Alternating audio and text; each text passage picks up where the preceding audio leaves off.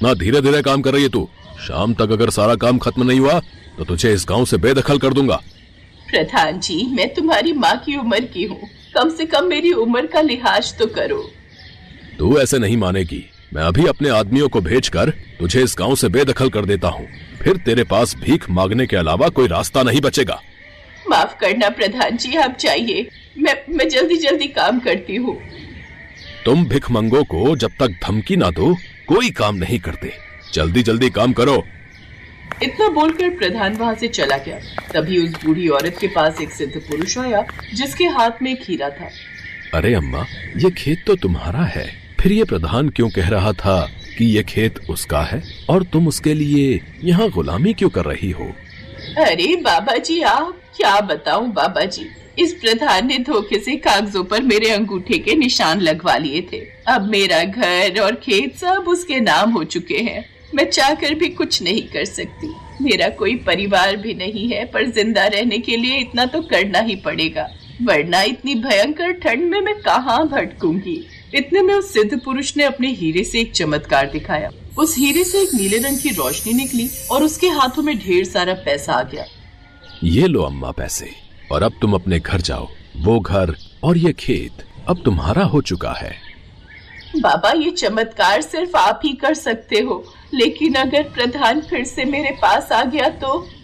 मुझ पर भरोसा करो अम्मा, और जल्दी से अपने घर जाओ, आराम की जिंदगी जियो। अम्मा अपने घर चली गई। प्रधान के मुनीम ने उस बूढ़ी औरत को अपने घर में देखा तो उसने ये बात प्रधान जी को जाकर बता दी। ये बुढ़िया इस उम्र में सठिया गई है। मुनीम जी, उस बुढ़िया के कागजात निकालो और दरोगा जी को भी बुला लो। आज इस बुढ़िया को गांव से बेदखल कर ही देते हैं।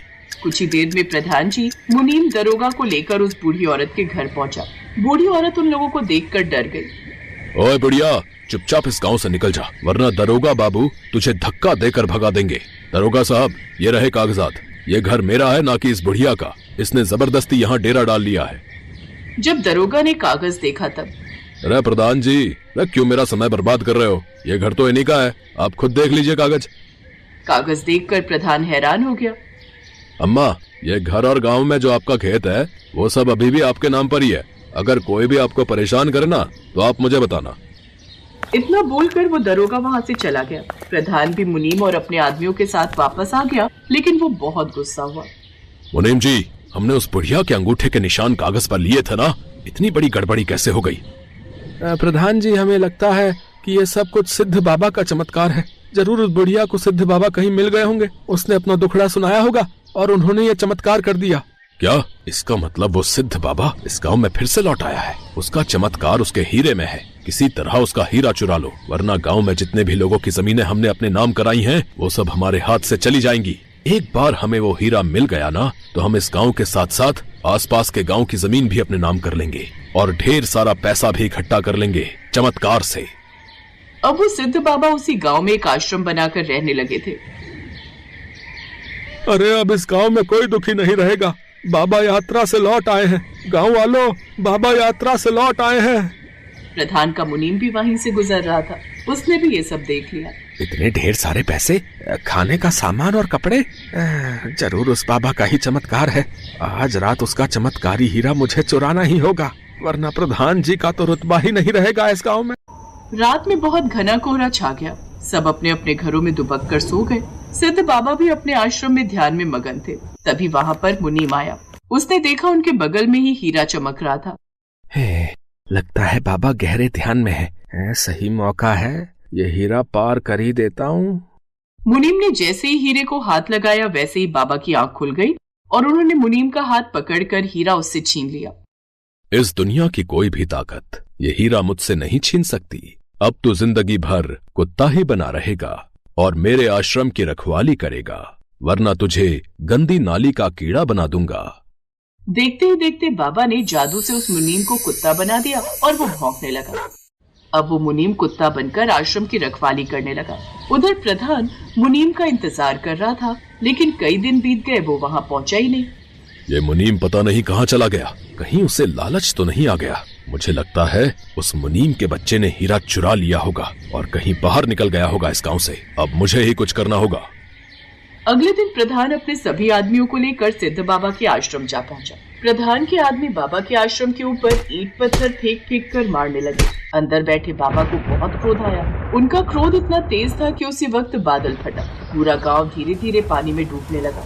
भयानक बर्फबारी शुरू हो गई। बाबा बाबा, आप तो चमत्कारी हैं।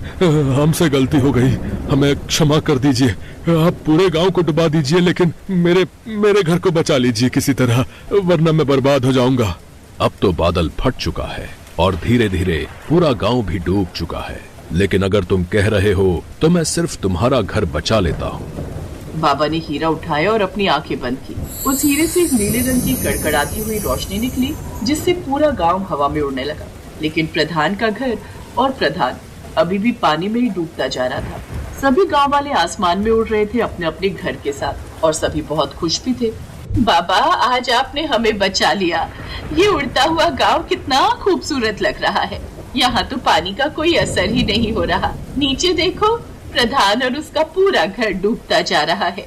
जो जैसा करता है उसे उसके कर्मों की सजा तो मिलती ही है। अरे बाबा, मैंने कहा था सिर्फ मेरा घर बचाना, आपने तो मेरा ही घर छोड़कर बाकी सबके घर आसमान में उड़ा दिए। प्रधान जी भूल गए क्या? ये पूरा हवा में उड़ता हुआ गांव आपका ही तो है। इन सभी लोगों के घर धोखे से तुमने अपने नाम करवा लिए थे, इसीलिए ये सभी घर तुम्हारे ही हुए। और जिस घर में तुम मौजूद हो वो हवेली तुम्हारी नहीं, बल्कि तुम्हारे पिताजी के नाम पर है। जैसा तुमने कहा था मैंने वैसा ही किया है। तुम्हारे नाम पर जितने घर थे वो सब देखो हवा में उड़ रहे हैं। अरे बाबा, मुझे माफ कर दो। मैं गांव वालों के घर और खेत उनके नाम पर वापस कर दूंगा। जिंदगी नहीं रहेगी तो इन घरों का क्या करूंगा मैं? पूरे गांव को परेशान कर रखा था तुमने। इस बात की सजा तो तुम्हें मिलनी ही चाहिए, लेकिन किसी की जान लेने का मेरा अधिकार नहीं है, इसलिए मैं तुम्हें माफ करता हूँ। तुम्हारा घर भी उड़ते हुए गांव में शिफ्ट कर देता हूँ, लेकिन आज के बाद कभी भी तुम इस गांव के प्रधान नहीं रहोगे। बाबा, मेरी बस जान बचा लो, मुझे और कुछ नहीं चाहिए, मैं डूब रहा हूँ।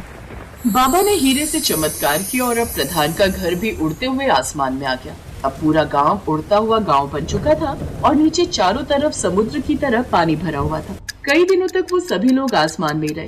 कुछ महीनों बाद जब नीचे बारिश बंद हुई, वहाँ से पानी गायब हो गया। तब बाबा ने फिर से गांव नीचे जमीन पर रख दिया, लेकिन अब उस गांव की प्रधान वो बूढ़ी अम्मा थी। सबके घर और खेत उन्हें वापस मिल चुके थे। उस दिन के बाद सभी लोग उस गांव में मिलजुल कर हंसी खुशी रहने लगे। लाइक करें, शेयर करें और सब्सक्राइब करें मेरे चैनल को ऐसी ही खूबसूरत कहानियों के लिए।